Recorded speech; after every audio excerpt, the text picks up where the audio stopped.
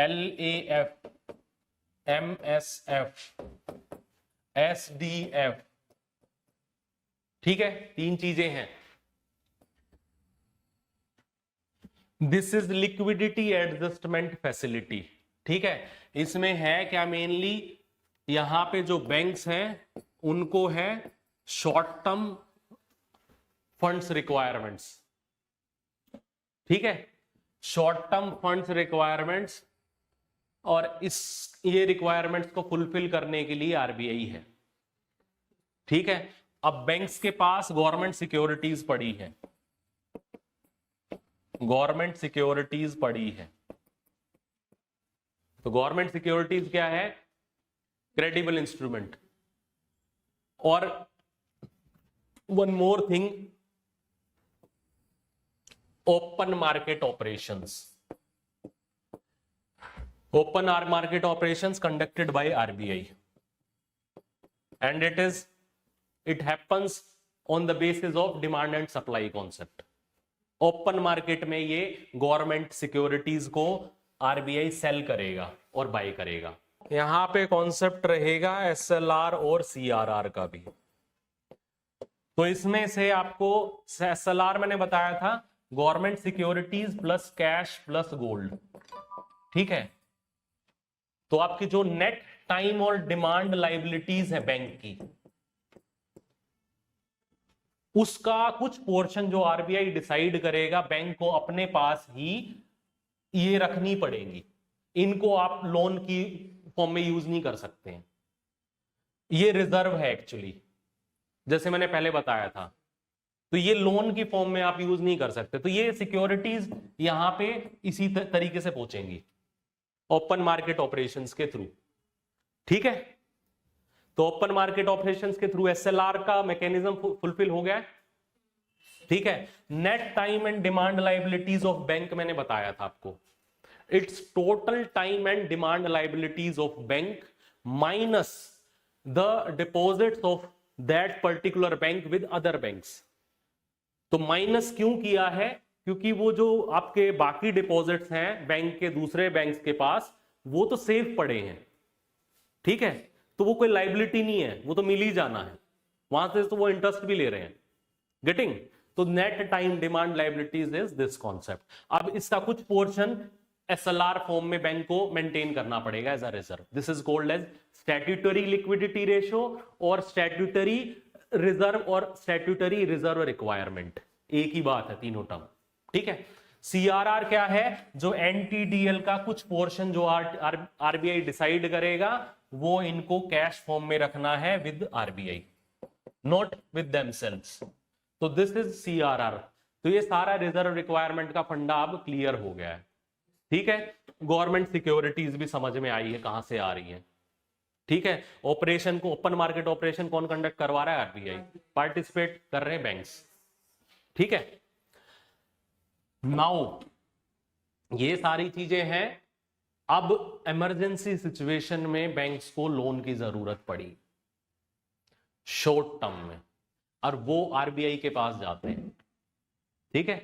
RBI के पास जाते हैं, तो इस केस में मेनली आरबीआई कैसे लोन देगा, उसको कुछ कोलेटरल या कुछ चाहिएगा, कुछ सिक्योरिटी चाहिएगी, है ना। तो वो कहेंगे कि भाई आप जो गवर्नमेंट सिक्योरिटीज आपके पास पड़ी हैं वो दे दो, ठीक है। तो ये आपका एलएएफ के थ्रू, तो ये इनको बैंक्स को लोन देंगे। एलएएफ में क्या होगा, अब repo rate plus reverse repo rate, reverse repo rate. LAF और रेपो रेट कई बार इंटरचेंजेबली यूज किया जाएगा, तो उससे कंफ्यूज नहीं होना है, गेटिंग। एक्चुअल में आपका जो लिक्विडिटी एडजस्टमेंट फैसिलिटी है उसमें ये दोनों आएंगे, पहले बैंक लोन लेंगे, फिर बैंक लोन वापस रिटर्न करेंगे, देंगे, उस तरीके से सोच सकते हो आरबीआई को, ठीक है।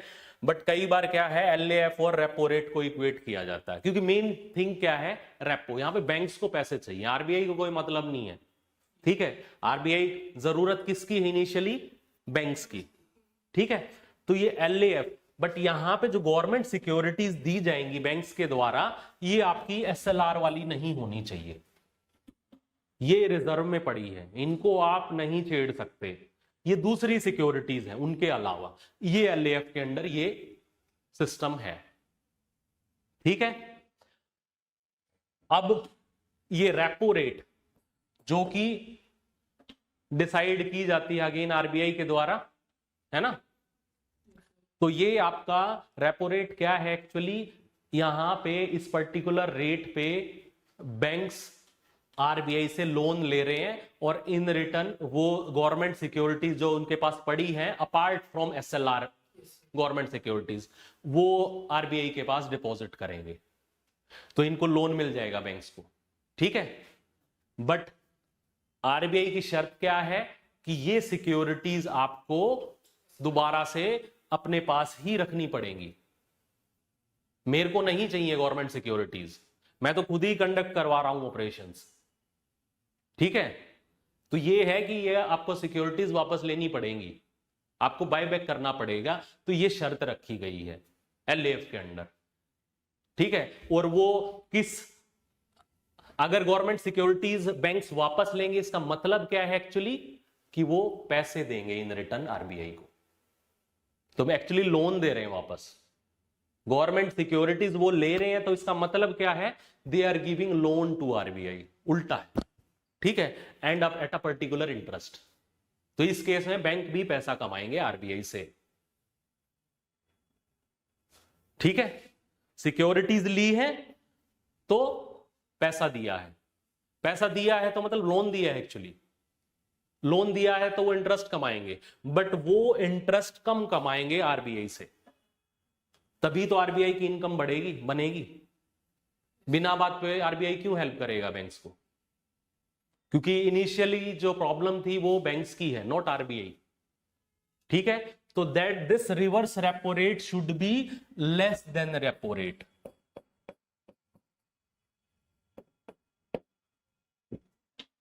गेटिंग। अब हो सकता है government security open market operations हर टाइम तो नहीं कर सकते, एक टाइम डिसाइड किया जाता है। ठीक है। जब सारे प्लेयर्स आएंगे उस तरीके से हो सकता है गवर्नमेंट सिक्योरिटीज की अभी सिस्टम में कमी पड़ गई है। ठीक है। गवर्नमेंट सिस्टम में पूरे बैंकिंग सिस्टम में कमी पड़ गई है, या आरबीआई के पास गवर्नमेंट सिक्योरिटीज कम है। ठीक है। वापस देनी पड़ेगी ना बैंक्स को, तो वो कम पड़ गई है। तो इसके कॉन्टेक्स्ट में एक नया इन्होंने फंडा लेके आए हैं SDF, standing deposit facility. Standing deposit facility.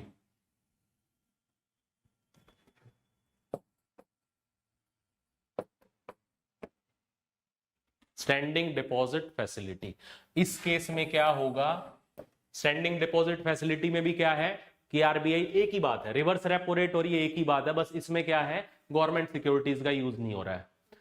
ठीक है। आरबीआई वैसे ही लोन ले रहा बिना सिक्योरिटी जमा करवाए, क्योंकि उसके पास कमी पड़ गई है, कमी पड़ गई है, तो यहां पे स्टैंडिंग डिपॉजिट फैसिलिटी का मैकेनिज्म लिया है। तो ये एक तरीके से आरआरआर जो रिवर्स रेपो रेट है, triple R you can say, और रेपो रेट को आरआर।